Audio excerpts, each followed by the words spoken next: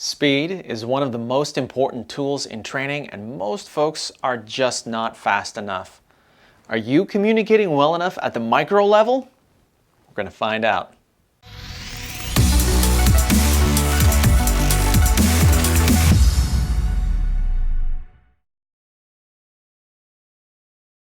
Ian here with Simpawtico Dog Training, and before we get into training speed, please make sure you're subscribed so you never miss any of our videos. Also, follow us on all the major social networks, and don't forget to check that YouTube description for notes, links, and resources about the stuff we talked about. Now, everybody's heard the saying that dogs live in the moment, but I don't think people fully appreciate how fast that means you need to work. We're talking about seconds. Actually, I want you to think in terms of microseconds because I want you to try to be as fast as you can. Dogs live mainly in the vertical dimension of time. It's very likely that their lives take on a greater intensity than ours because they're not worried about yesterday or tomorrow. They are where they are at as fully as possible, which honestly is something we humans should be better at too. For us, that means that speed is vitally important in our feedback and training. I don't mean how quickly we move, I mean how quickly we provide feedback on the things we like and don't like, and how quickly we switch between the two without unnecessary drag. One of my favorite business coaches, Gary Vaynerchuk, has said micro speed, macro patience. He goes on to explain that speed is for the short term and patience is for the long term, and the pressure between those two is what creates the diamond. Now, Gary V was talking about business in that statement, but it is an amazingly appropriate model in how we should be working with our dogs. Speed in the here and now is vitally important. Your feedback has to be fast and it has to be binary. You're probably already good at telling your dog when you don't like something, but you have to be fast, maybe even faster when you cut the other way. When you get what you want, or even just bad behavior stops, you have to turn on a dime instantly and let them know. Patience for the long term is important too. Your fast feedback is what keeps moving things forward, but it takes time to make those bigger long-term changes. You want your dog to stop jumping on guests? Well, that doesn't happen overnight. You want your dog to stop pulling on walks? That's not a weekend project. You need to be willing to hang out and keep hustling with your dog over days, weeks, months, and in some cases even years. Good work with your dog is about consistent execution over time, and that involves speed in the short term with your feedback and patience in the long term with gradual improvements by giving that fast feedback continually over time. Now, that might sound kind of intricate, so here are some real-world examples of what I'm talking about. Internet advice for jumping discusses turning your back, ignoring your dog, and stepping away quickly. They advise saying off or even physically moving the paws off of you. These strategies aren't necessarily wrong, but people get mixed results with them because it's only half of the equation. The instant your dog's feet hit the ground, you have to say something and you have to give them the attention they were seeking. That's the function of the jumping in the first place. It's all about speed in the short term with how you give feedback on what you like, and patience in the long term as they gravitate towards those better manners. I can't even tell you how many times I've watched people do all the things, turning, saying off, stepping back, moving the paws, even that ridiculous knee in the chest crap, and then their dog stops jumping, and then they just ignore the dog. So you're a lot more interesting and you give them a lot more attention when they're being bad. You gotta flip that feedback loop completely over. The importance of speed of feedback in potty training cannot be overstated. When you have your dog outside and they do their business, your praise needs to happen the millisecond they start doing it. It continues as they go like a cheerleader, and there's a party with lavish rewards at the end. If you're standing at the back door and treating them when they come in, they'll think they're being rewarded for coming in, not for going potty. You missed your window, and now coming in is better than going potty outside. You need to be out there and reward immediately on site for them to link it up properly. This is also why you don't reprimand a dog when you come across an accident in the house. If you didn't see them do it, it's too late to say anything about it. They have no idea why you're so upset. Just clean it up, move on, and reprimand yourself for not paying attention.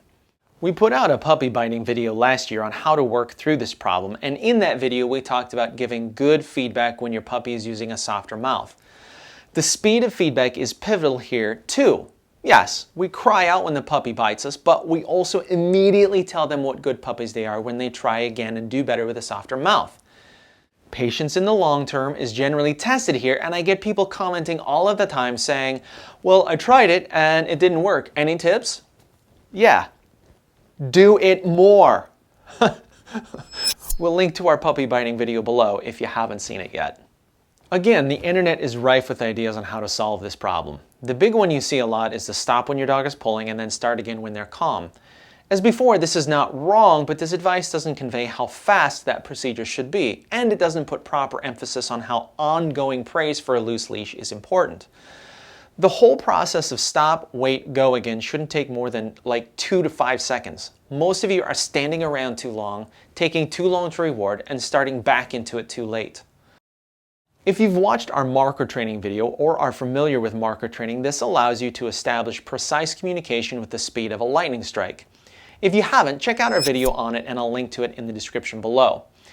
In that marker training video, we talked about how a marker acts as a bridging stimulus that extends the amount of time you have available to deliver a reward for the behavior you wanted.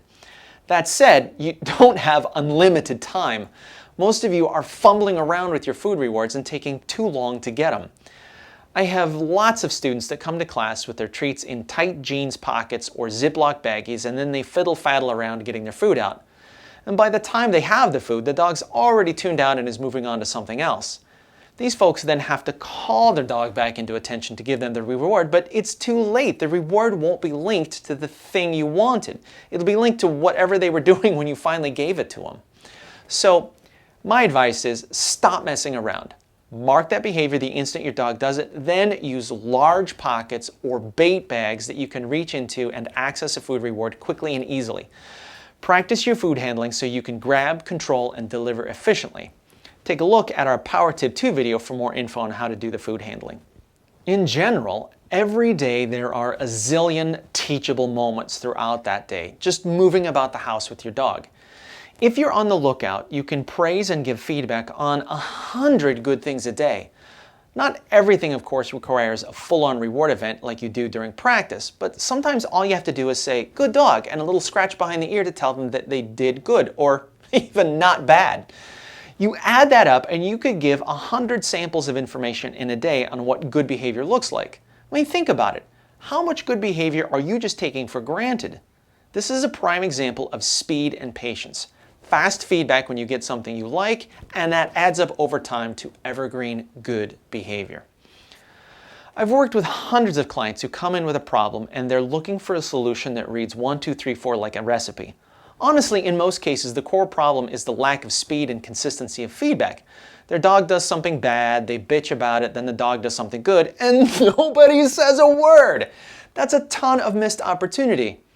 I have said a lot all over Simpawtico stuff that you change a dog's behavior by focusing on what they do right more than what they do wrong. However, for that to work, it has to be instantaneous and it has to happen consistently over time. On a side note, shifting your focus like this has the added benefit of changing your whole outlook on your dog. If you feel like you've got the most stubborn or the dumbest dog on the block, changing what you're looking for will greatly improve things for both of you. Are you focusing too much on all the things they do wrong?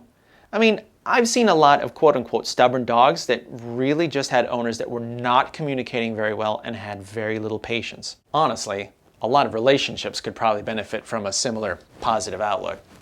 So, here's your homework, guys. Challenge yourself to get faster with your good feedback. Look for things to praise and reward and try to be as close to instantaneous as possible.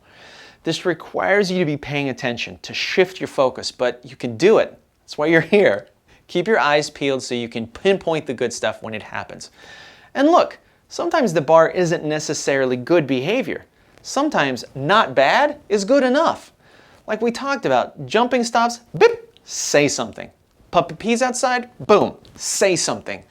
Dog looks over their shoulder at you instead of barking at that dog across the street, pow, say something. Okay, let us know in the comments how your speed is improving, how your patience is improving, and what things you've noticed as you work both with your dog and yourself. Be sure to ask any questions you may have, smash that thumbs up button, and as always, keep learning, keep practicing, and we'll see you next time. Thanks for watching.